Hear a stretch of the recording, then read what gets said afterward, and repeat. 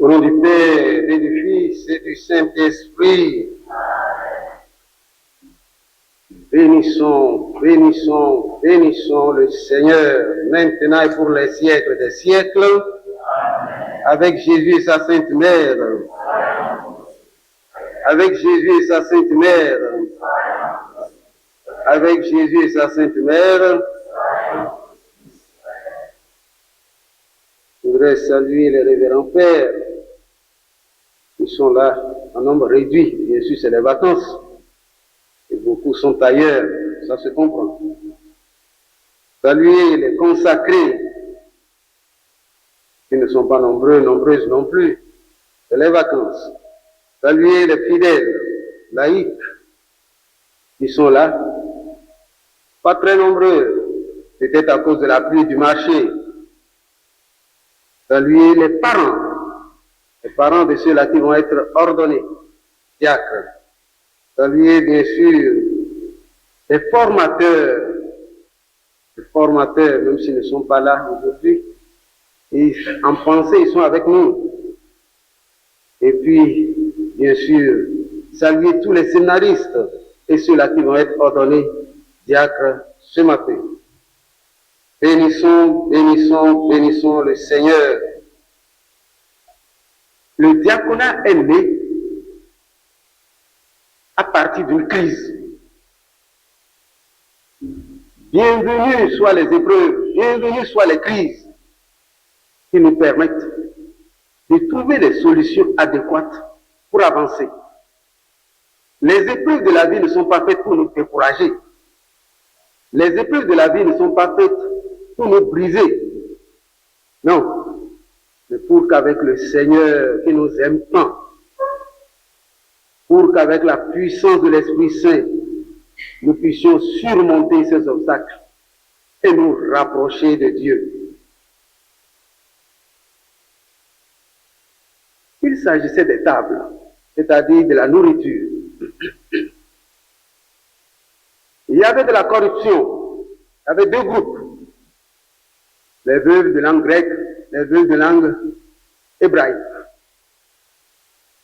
Difficile à savoir aujourd'hui où se trouvait le vrai conflit, le vrai problème.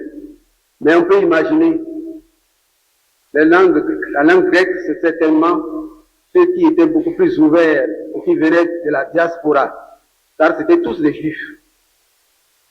Et pour la distribution de la nourriture, des vêtements pour les pauvres, ceux des juifs, les helléniques, étaient avantagés par rapport à ceux-là qu'on considérait comme des étrangers de la diaspora qui venaient d'ailleurs.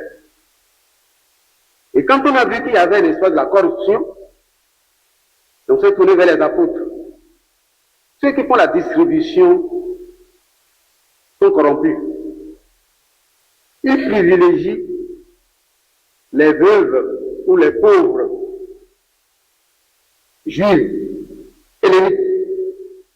C'est vous les apôtres qui désormais allez faire le partage. Et les apôtres se dirent, nous ne pouvons pas délaisser, c'est-à-dire abandonner la prière, la prédication, l'évangélisation pour nous occuper de la distribution de kouli-kouli, d'akassa, de nyampilé, d'apopol, je ne sais pas quoi. Choisissez parmi vous 7 personnes, écoutez bien, 7 personnes estimées de tous, donc ce n'est pas n'importe qui, estimées de tous, pas seulement d'un groupe, 7 personnes estimées de tous, remplies de sagesse, remplies de l'Esprit Saint. Donc ce n'était pas n'importe qui au hasard qu'on allait prendre. C'était un tri rigoureux. Et ceux-là, on les a surnommés diacres, c'est-à-dire serviteurs. C'est vous qui allez servir les plus pauvres en tenant compte de la justice, puisque vous êtes remplis de sagesse, remplis de l'Esprit Saint et estimés de tous. Mais cela a évolué. Aujourd'hui, les diacres sont aussi serviteurs à l'autel. D'ailleurs, très tôt, ces 7 diacres ne se sont pas contentés de distribuer de la nourriture. On voit Étienne dans la prédication. Il a été le premier martyr. Étienne faisait partie des premiers diacres. On a vu Philippe, c'est lui d'ailleurs qui a baptisé le premier Africain qui venait d'Éthiopie. Donc tout de suite, ils se sont lancés dans la prédication et je dirais même plus dans les sacrements. Alors aujourd'hui, nous bénissons que cela ait évolué. Et les 3 qui vont recevoir le premier degré du sacrement de l'ordre, car il y a 3 degrés, le diaconat, le presbytérat, l'épiscopat. Mais c'est toujours le sacrement de l'ordre. Ces 3 donc, qui vont faire le sacrement de l'ordre aujourd'hui, mais dans son premier degré, feront tout ce que les prêtres font. Tout, sauf. Et là, ouvrez les oreilles pour bien entendre. Sauf écouter les confessions dans le sacrement de pénitence. Sauf célébrer l'Eucharistie. Premier degré, non. Ils attendront le second degré, c'est-à-dire dans 1 an, si tout va bien. Si vous êtes retardé, c'est pas grave. C'est pas bien, mais c'est pas grave. Moi-même, excusez-moi, j'ai été retardé. Mais ça m'a fait du bien. Tout dépend de comment on prend ce retard. Si on le prend mal, on devient aigri contre tout le monde, contre le ciel et la terre, et on s'enfonce davantage. Mais si on le prend du bon côté,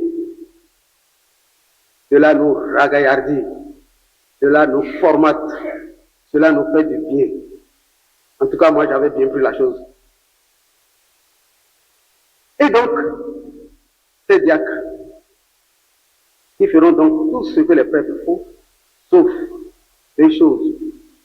Aujourd'hui, ils ont fait un engagement au célibat. Ça a été le premier geste. Ils ont fait un pas pour dire qu'ils s'engagent devant le peuple de Dieu et devant tout le monde, non seulement à ne pas se marier, mais à ne pas tricher. Il y a des filles qui sont dans l'ombre, qui fouinent, qui font un peu de torchons. Il faut couper ces liens. Il faut couper. Parce que le Seigneur nous voit. Le Seigneur nous voit. Donc, aidons-nous les uns les autres. Aidons-nous, aidons-nous, aidons-nous, aidons-nous. Le Seigneur nous voit. Et pourquoi le célibat consacré? C'est en vue du royaume des cieux qui commence déjà ici-bas sur terre. C'est pour dire à ceux qui nous voient, à la résurrection des morts, on ne prendra plus ni femme ni enfant, on n'aura ni femme ni enfant. Tout simplement parce qu'on n'aura plus besoin de se multiplier pour survivre. Ce sera la vie éternelle. Les anges ne se marient pas. On sera comme des anges. C'est Jésus qui nous l'a dit. Si Jésus ne nous l'avait pas dit, on ne l'aurait jamais su. On aurait beau deviner, on ne l'aurait jamais su. C'est parce que la question a été posée à Jésus. Et on lui a dit, pour lui poser un piège, pour faire croire, pour faire comprendre qu'à la résurrection, il n'y aura pas de résurrection. C'était les Sadducéens qui prônaient cela. Ils disaient non, il n'y aura pas de résurrection parce que une femme a épousé successivement 7 frères. 1, 2, 3, 4 jusqu'à 7. Mais à la résurrection, s'il y a résurrection, mais ils vont se battre sur cette femme-là. Cette femme-là sera l'épouse de qui? Puisque les 7 frères l'ont eu comme épouse. Et c'est Jésus qui tranche. Il dit non, à la résurrection, on ne prendra plus de femmes. Parce qu'on n'aura plus besoin d'enfants. On sera comme des anges. C'est Jésus qui nous le dit et nous savons qu'il ne peut pas nous tromper parce que lui-même ne se trompe jamais. Et le diacre, principalement, est ordonné pour servir. J'ai déjà dit que le mot diacre signifie servir. Nous allons relire ensemble ce que l'Église nous a demandé dans la collecte. La collecte est la première prière après le Gloria. Alors, la collecte dit ceci. Seigneur Dieu, tu as enseigné aux ministres de ton Église. Le mot ministre signifie serviteur. Dans l'Église, quand on dit ministre, ce n'est pas quelqu'un qui siège au gouvernement. Cela signifie serviteur. Tu as enseigné aux ministres de ton Église à vouloir servir leurs frères plutôt qu'à être servis. À servir plutôt qu'à être servi. À tes serviteurs, le mot serviteur revient, à tes serviteurs que tu as daigné choisir aujourd'hui pour leur confier la charge, le poids de diacre. Diacre signifie serviteur. Pour leur confier donc la charge de serviteur, accorde la compétence dans l'agir, dans la façon de faire, accorde la compétence, la douceur dans le service. Le mot service revient. La douceur dans le service et la fidélité dans la prière. Tout est dit ici de ce que le diacre doit faire. Le service, le service, le service avec compétence, avec douceur, avec fidélité. Aujourd'hui, avec le diaconat, officiellement, non seulement ils accueillent la grâce de célibat consacré, mais aussi ils doivent être soumis à la récitation de la liturgie des heures, ou plus exactement à la prière de la liturgie des heures, le bréviaire pour parler en termes profanes. En 4 tomes, chacun devrait les avoir. C'est à partir du diaconat. Chaque diacre, chaque prêtre est soumis à cette prière quotidienne pour prier avec l'Église, pour le peuple de Dieu. Tout simplement parce qu'on n'est pas diacre, on n'est pas prêtre pour soi. C'est pour servir, servir, servir. Et nous ne pouvons pas servir le Seigneur sans la prière. Sans la prière, Satan nous croque. J'ai entendu un vieux prêtre qui disait, il parlait justement du prêtre, il dit, le prêtre, c'est pas très correct comme français, mais vous me pardonnerez, c'est une citation. Le prêtre qui ne prie pas, et je fais partie de ce groupe de prêtres, le prêtre qui ne prie pas est foutu. C'est pas très élégant comme formule, mais ça signifie que si on n'est pas accroché à Jésus-Christ, on est perdu. Ce n'est pas pour rien qu'au séminaire, nous avons introduit, en plus, n'est-ce pas, des matières classiques, nous avons introduit l'exercice de l'oraison, la prière du cœur à cœur. On n'a pas besoin qu'on nous programme pour cette prière.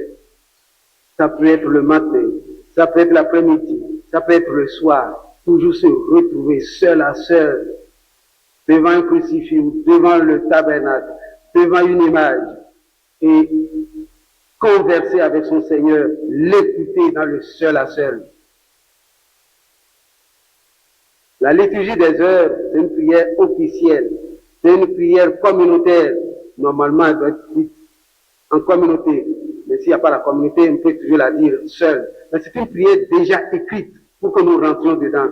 Mais l'oraison, non. C'est le cœur à cœur, c'est l'intimité, c'est la prière d'intimité. où on est sous le regard de Dieu, on se sent aimé par Dieu, et on est prêt à le servir, on est prêt aussi à lui demander pardon, on lui demande aussi de nous parler. Nous sommes prêts à l'écouter pour pouvoir avancer. Quand j'entends certaines plaintes, quand on quitte le providentiel, dès qu'on va dans les autres séminaires, on n'a pas prescrit l'oraison. Je dis, mais attention, vous n'avez rien compris de l'oraison. On n'a pas besoin de programmer cela. Cela signifie que si pendant les vacances, vous ne continuez pas à vivre l'oraison, vous ratez l'intimité, la prière d'intimité, sur cœur à cœur. On n'a pas besoin de programmer la rencontre entre deux amis. C'est eux qui se rencontrent. C'est Jésus lui-même qui nous dit, je ne vous appelle plus serviteurs, je vous appelle mes amis, ceux-là que j'aime de tout mon cœur. Nous sommes des enfants bien-aimés de Dieu. Et plus on se sentira aimé, plus on servira le Seigneur. Regardez dans les familles, celui qui ne se sent pas aimé par les parents est toujours, excusez l'expression, bande à part. On ne le comprend pas. Parce qu'il ne se sent pas à 100% dans les relations familiales. Et il développe des maladies psychiques parce qu'il ne se sent pas aimé. Et c'est Saint François de Sales qui nous dit que toute maladie mentale, toute maladie psychique, toute dépression chronique, c'est-à-dire qui dure dans le temps, toute folie se soigne avec l'affection. Il n'y a pas une seule maladie mentale qui ne puisse être guérie par l'affection. L'amour. Celui qui nous a créés est amour.